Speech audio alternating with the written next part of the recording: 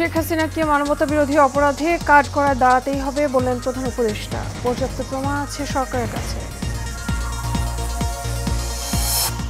জুলাই গণহত্যায় ব্যাপকভাবে মানবাধিকার লঙ্ঘিত হয়েছে, প্রতিবেদনে জানালো জাতিসংঘ। সবাইকে একসাথে এগিয়ে যাওয়ার আহ্বান।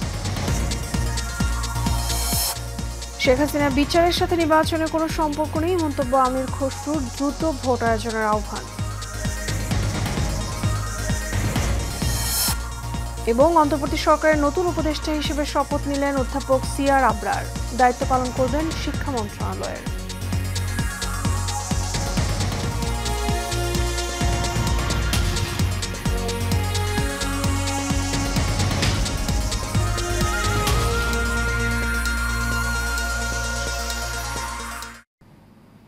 স্বাগত এশিয়ান প্রাইম নিউজে, আপনাদের সঙ্গে আছি আমি মিতা মৌসুমী। শুনছেন বিআরবি কেবল ইন্ডাস্ট্রিজ লিমিটেড সংবাদ শিরোনাম। এবারে চলে যাব বিস্তারিত সংবাদে। স্বৈরাচার শেখ হাসিনাকে মানবতা বিরোধী অপরাধে বিচারের কাঠগড়ায় দাঁড়াতেই হবে বলে মন্তব্য করেছেন অন্তর্বর্তীকালীন সরকারের প্রধান উপদেষ্টা ডক্টর মোহাম্মদ ইউনূস। যুক্তরাজ্য ভিত্তিক সংবাদ মাধ্যম স্কাই নিউজকে দেওয়া এক সাক্ষাৎকারে এ মন্তব্য করেন তিনি। সাক্ষাৎকারে ডক্টর ইউনূস বলেন, শেখ হাসিনাকে বিচারের মুখোমুখি করার মতো যথেষ্ট প্রমাণ সরকারের কাছে আছে। শুধু তিনিই নন, তার এবং তার পরিবারের সঙ্গে সংশ্লিষ্ট সবাইকে বিচারের মুখোমুখি করার প্রক্রিয়া চলছে। মূলত হাসিনা সরকার প্রধান থাকাকালীন জোরপূর্বক গুমের ঘটনা তদারকি করার পাশাপাশি গত বছরের জুলাই এবং অগাস্টে বিক্ষোভকারীদের উপর গণহত্যা চালানোর জন্য অভিযুক্ত হয়েছেন। Everybody was involved in it. Whole government was involved in it. So you cannot distinguish who is really enthusiastically doing it, really doing it under orders, not quite supportive, but carrying out those kind of things. So those are the things which are taking time. We are trying. We cannot guarantee because we are a short-lived government because legal process is very slow.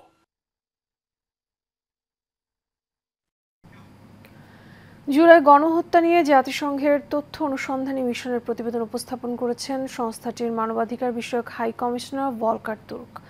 বুধবার বাংলাদেশ সময় সন্ধ্যায় সুইজারল্যান্ডের জেনেভায় তদন্ত প্রতিবেদন আনুষ্ঠানিকভাবে উপস্থাপন করা হয়। এ সময় ভলকার তুর্ক বলেন, জুলাই গণহত্যায় ব্যাপক এবং সংগঠিতভাবে মানবাধিকার লঙ্ঘন হয়েছে। নারীর প্রতিও সহিংসতা হয়েছে।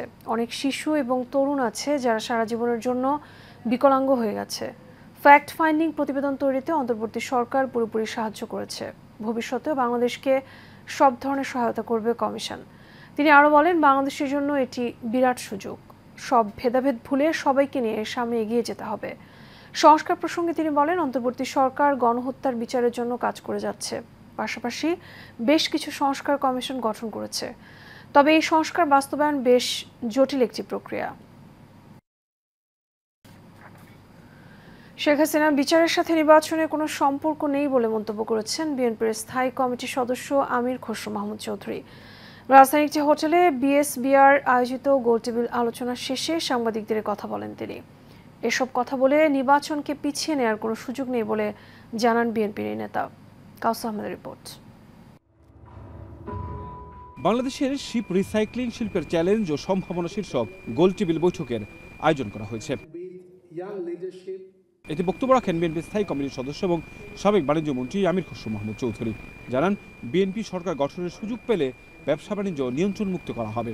আগামী দিনের সুযোগ থাকলে আমরা সিরিয়াস ডিরেগুলেশন করে ফেলবো বাংলাদেশে। সিরিয়াস ডিরেগুলেশন, একেবারে আপনার সিরিয়াস লিবারালাইজেশন করতে হবে। কোনো ইকোনমি আপনি এই যে যত ইকোনমি ডেভেলপ করতেছে এখন ওয়ার্ল্ডে, আপনি প্রত্যেক দেশে দেখেন প্রতিনিয়ত ডিরেগুলেট। পরে সাংবাদিকদের প্রশ্নের জবাবে তিনি বলেন, নির্বাচিত সরকারও শেখ হাসিনা সহ আওয়ামী লীগের অপরাধীদের বিচার করার বিষয়ে প্রতিশ্রুতিবদ্ধ থাকবে। আমরা আইনের শাসনে যদি বিশ্বাস করি, তো বিচারিক প্রক্রিয়া চলছে আছে এবং চলবে। সেটা শেখ হাসিনার শাস্তি এখনো হবে, তখনও হবে, তারপরেও হবে। শেখ হাসিনার যতগুলো মামলা আছে, এগুলো তো অনেকগুলো মামলা আছে এবং এগুলো বিচারিক প্রক্রিয়ার মাধ্যমে একটা পর একটা সমাধান হতেই থাকবে। নাগরিক পার্টির আহ্বায়ক নাহিদ ইসলামের বক্তব্যের সমালোচনা করে তিনি বলেন, জাতীয় নির্বাচনের সাথে নানা প্রস্তাব জুড়ে দেয়া ফ্যাসিবাদী চরিত্রের মতোই। আইন শৃঙ্খলা বাহিনী সরকারি কর্মকর্তা একা দেশ চালায় না, দেশ চালায় জনগণের সমর্থন নিয়ে। একটা সরকার যখন আসে, দেশের জনগণের সমর্থন কিন্তু সেখানে থাকতে হয়। সুতরাং সেই বিষয়টা আজকে অনুপস্থিত। এরকম একটি অনির্বাচিত সরকার দিয়ে বাজার ব্যবস্থা নিয়ন্ত্রণ করা সম্ভব নয় মন্তব্য করে বিএনপি নেতা বলেন, সরকার দ্রুত নির্বাচিত সরকারের কাছে দায়িত্ব হস্তান্তর করবে, এটাই সবার প্রত্যাশা। কাউসার আহমেদ, এশিয়ান টেলিভিশন, ঢাকা। বিজ্ঞান ও প্রযুক্তি ভিত্তিক সামাজিক ন্যায় বিচার প্রতিষ্ঠার লক্ষ্য কাজ করার প্রত্যয়ে ব্যক্ত করেন শিক্ষা মন্ত্রণালয়ের দায়িত্ব পাওয়া নতুন উপদেষ্টা অধ্যাপক সিআর আবরার। দায়িত্ব নেওয়ার পর সচিবালয়ে নিজ দপ্তরে সাংবাদিকদের তিনি এসব কথা বলেন নতুন দায়িত্ব অনেক চ্যালেঞ্জের, তবে চ্যালেঞ্জ মোকাবেলায় প্রস্তুত তিনি। এদিকে প্রধান উপদেষ্টার দুজন বিশেষ সহকারী নিয়োগ দেওয়া হয়েছে আজ। তারা হলেন শেখ মাইনুদ্দিন এবং ফয়েজ আহমেদ তৈয়ব। বিস্তারিত নূর মোহাম্মদ ভুইয়ার রিপোর্টে। অন্তর্বর্তী সরকারের উপদেষ্টা হিসেবে শপথ নিয়েই নিজ দফতরে আসেন নতুন শিক্ষা উপদেষ্টা সিআর আবরার। এ সময় শিক্ষা মন্ত্রণালয়ের কর্মকর্তা কর্মচারীদের সঙ্গে শুভেচ্ছা বিনিময় করেন তিনি। পরে কথা বলেন গণমাধ্যমের সাথে, জানান নতুন দায়িত্ব অনেক চ্যালেঞ্জের, তবে চ্যালেঞ্জ মোকাবেলায় প্রস্তুত তিনি। সেই দায়িত্ববোধ থেকেই কিন্তু যে বিভিন্ন রকমের কর্মকাণ্ডের সঙ্গে যে যুক্ত হয়েছি, সেই দায়িত্ববোধ থেকেই যে সমাজ আমাকে দিয়েছে, আমার এখন সময় এসছে যতটুকু সম্ভব সমাজকে দেয়া। এবং আমি মনে করি যে এই যে একটা নাজুক একটা পরিস্থিতি, বিভিন্নভাবে একটা নাজুক পরিস্থিতির মধ্যে আমরা যাচ্ছি, বড় রকমের একটা পরিবর্তন হয়েছে, বিশাল, যেটাকে ইংরেজিতে বলে সি চেঞ্জ, সেটা হয়েছে। আমরা কখনোই কিন্তু ভাবিনি আমাদের জীবদ্দশায় আমরা এই ধরনের যে একটা মুক্তভাবে আমরা কথা বলতে পারবো। এছাড়া বিজ্ঞান প্রযুক্তি ভিত্তিক সামাজিক ন্যায় বিচার প্রতিষ্ঠা এবং মূল্যবোধ তৈরির কাজ করে যাওয়ার প্রত্যয় ব্যক্ত করেন জাতি গড়ার কারিগরের দায়িত্ব পাওয়া এই উপদেষ্টা। শিক্ষা হচ্ছে সেই বৈষম্যহীন সমাজ গঠনের সবচেয়ে গুরুত্বপূর্ণ বাহন। আমি এমন এক শিক্ষা ব্যবস্থার কথা ভাবি যা হবে ব্যক্তির কর্মদক্ষতা অর্জন, তার আত্ম উন্নয়নের উপযুক্ত পথ, যা হবে আর্থসামাজিক উন্নয়ন ও বিজ্ঞান প্রযুক্তি ভিত্তিক উৎকর্ষে সহায়ক, এবং যা হবে সামাজিক ন্যায় বিচার প্রতিষ্ঠার লক্ষ্যে মূল্যবোধ সম্পন্ন নাগরিক তৈরির উপায়। এদিকে সরকারের প্রধান উপদেষ্টার বিশেষ সহকারী হিসেবে শেখ মঈনুদ্দিন ও ফয়েজ আহমেদ তৈয়বকে নিয়োগ দেওয়া হয়েছে। মন্ত্রী পরিষদ বিভাগের এক প্রজ্ঞাপনে শেখ মঈনুদ্দিনকে সড়ক পরিবহন ও সেতু মন্ত্রণালয় এবং ফয়েজ আহমেদ তৈয়বকে ডাক, টেলিযোগাযোগ ও তথ্য প্রযুক্তি মন্ত্রণালয়ে দায়িত্ব দেওয়া হয়েছে। নূর মোহাম্মদ ভুঁইয়া, এশিয়ান টেলিভিশন, ঢাকা। হযরত শাহজালাল আন্তর্জাতিক বিমানবন্দরের তৃতীয় টার্মিনালের কার্যক্রম শক্তিশালী করতে একসঙ্গে ৩২টি নতুন গ্রাউন্ড সাপোর্ট যন্ত্র যুক্ত করেছে বিমান বাংলাদেশ এয়ারলাইন্স। দুপুরে বিমান বাংলাদেশ এয়ারলাইন্সের গ্রাউন্ড সাপোর্ট শাখার নতুন গ্রাউন্ড সাপোর্ট যন্ত্র কমিশনিং অনুষ্ঠানে এসব তথ্য দেন বিমান পরিচালনা পর্ষদের চেয়ারম্যান আব্দুল মুইদ চৌধুরী। লতিফ চৌধুরীর ক্যামেরায় আরও জানাচ্ছেন বাতিন বিপ্লব। বিমান বাংলাদেশ এয়ারলাইন্স ৫৪ কোটি টাকা ব্যয়ে ৬ ধরনের মোট ৩২টি অত্যাধুনিক গ্রাউন্ড সাপোর্ট যুক্ত করেছে। এর মধ্যে রয়েছে ২টি কন্টেইনার প্যালেট লোডার, ১২টি কন্টেইনার প্যালেট পরিবহন যন্ত্র, ৯টি বেল্ট লোডার, ২টি ১১৫ টন ও ৫টি ৬৫ টন ক্ষমতা সম্পন্ন বিমান শীতাতপ নিয়ন্ত্রণ যন্ত্র এবং ২টি এয়ার স্টার্ট যন্ত্র। এসব যন্ত্র যুক্ত হওয়া নিয়ে এক অনুষ্ঠানে বিমান পরিচালনা পর্ষদের চেয়ারম্যান আব্দুল মুইদ চৌধুরী বলেন, জাপানিজ প্রতিষ্ঠানের সাথে এবারের পথ চলা সুখকর হবে। ইন্টারন্যাশনাল কোলাবোরেশনের ব্যাপারে আমাদের চিন্তাভাবনা আছে, আমরা দেখব, কিন্তু যে কাজ আমি নিজে করতে পারি সেইটা তো অন্যজনকে পয়সা দিয়ে এনে লাভ তো নাই। আমরা যতটুকু করতে পারবো অতটুকু আমরা করব, আর যদি দেখি আমরা যে এর পরেও আরও কিছু সার্ভিস দরকার তখন আমরা অবশ্যই আনতে পারবো, এটা তো কোনো অসুবিধা নেই। কনসালটেন্ট আনা হয়, টেম্পোরারি আনা হয়, লোকের ট্রেনিংয়ের জন্য আনা হয়, আমাদের লোকরা আমরা বাইরে পাঠাবো ট্রেনিংয়ের জন্য। এর আগেও বিমান বাংলাদেশ এয়ারলাইন্স ৩৫ কোটি টাকা ব্যয়ে ৪৩টি নতুন গ্রাউন্ড সাপোর্ট যন্ত্র সংযোজন করেছে। খুব শিগগিরই আরও ১৪টি কন্টেইনার প্যালেট লোডার, ৬টি যাত্রী সিঁড়ি, 4টি পুশ কাট এবং 4টি উন্নত মানের অ্যাম্বুলিফট বহরে যুক্ত হবে বলেও জানান আব্দুল মুইদ। যেদিন থেকে থার্ড টার্মিনাল চালু হবে সেই দিন থেকে বিমান সার্ভিস দিতে সক্ষম হবে, ঠিক আছে? এখন আমার কথাটা মেনে নিতে হবে আপাতত। আমরা ভবিষ্যতে যদি ফেল করি তখন এসে আমাকে বললেন যে আপনি বলছিলেন হলো না তো।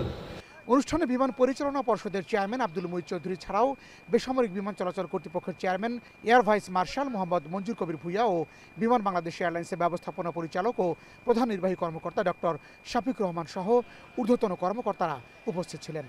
যাত্রী সেবার মান বাড়াতে প্রতিনিয়ত কাজ করছে বাংলাদেশ সরকার। শুধু যাত্রী সেবা নয়, পাশাপাশি বিমানবন্দরগুলোর অবকাঠামো উন্নয়ন নিয়েও তাদের নতুন করে ভাবতে হচ্ছে। তাই তো থার্ড টার্মিনাল এবং পুরাতন যত আন্তর্জাতিক টার্মিনাল রয়েছে বাংলাদেশে সবগুলোকেই নতুন করে সাজানোর চিন্তা করছে সরকার। বাতেন বিপ্লব, এশিয়ান টেলিভিশন, হযরত শাহজালাল আন্তর্জাতিক বিমানবন্দর, ঢাকা।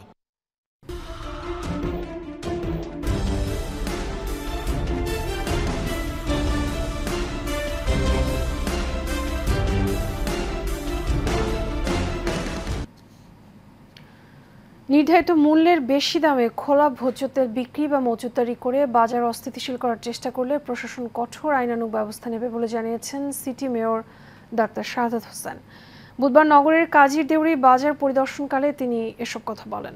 মেয়র হুঁশিয়ারি দিয়ে বলেন, যদি কেউ নির্ধারিত দামের বেশি বিক্রি করে বা মজুতদারি করে তাহলে আইন অনুযায়ী ব্যবস্থা নেওয়া হবে। কিছু ব্যবসায়ী দাবি করেছেন তারা বেশি দামে তেল কিনেছেন, তাই বেশি দামে বিক্রি করতে চান। কিন্তু আমরা স্পষ্টভাবে জানিয়ে দিয়েছি, নির্ধারিত মূল্যের চেয়ে বেশি দামে বিক্রি করা যাবে না।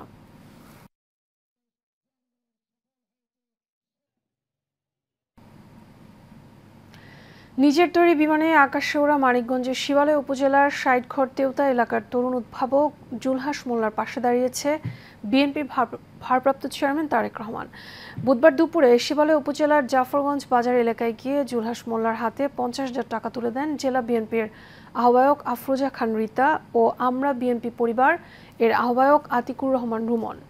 এ সময় স্থানীয় বিএনপি এবং অঙ্গ সংগঠনের বিভিন্ন পর্যায়ের নেতৃবৃন্দ উপস্থিত ছিলেন। তরুণ উদ্ভাবক জুলহাস মোল্লা জিয়নপুর বিকেএস উচ্চ বিদ্যালয় থেকে 2014 সালে এসএসসি পাশ করেন। অর্থাভাবে পড়তে পারেনি, ঢাকা ইলেকট্রিক মিস্ত্রি কাজ করে।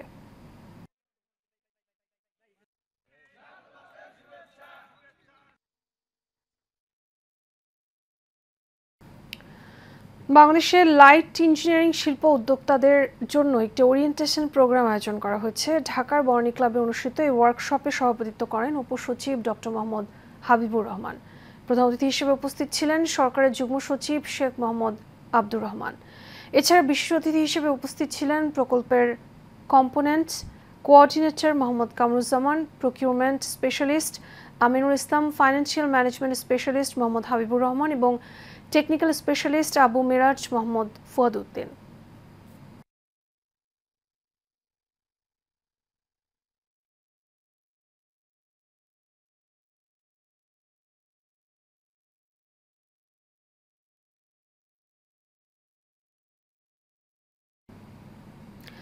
এর সাথে শেষ করবো এশিয়ান প্রাইম নিউজ। তার আগে বিআরবি কেবল ইন্ডাস্ট্রিজ লিমিটেড সংবাদ শিরোনামগুলো জানাবো আরও একবার।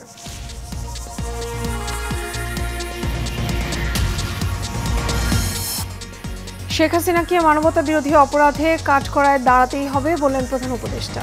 পর্যাপ্ত প্রমাণ আছে সরকারের কাছে। জুলাই গণহত্যায় ব্যাপকভাবে মানবাধিকার লঙ্ঘিত হয়েছে, প্রতিবেদনে জানালো জাতিসংঘ। সবাইকে একসাথে এগিয়ে যাওয়ার আহ্বান। শেখ হাসিনার বিচারের সাথে নির্বাচনের কোনো সম্পর্ক নেই, মন্তব্য আমির খসরু। দ্রুত ভোট আয়োজনের আহ্বান।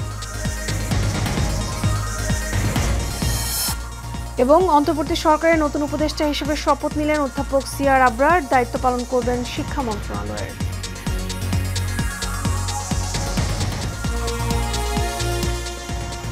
এশিয়ান প্রাইম নিউজ এ পর্যন্ত। আমাদের পরবর্তী সংবাদ দেখার আমন্ত্রণ রইল। এখন সাথে থাকার জন্য ধন্যবাদ সবাইকে।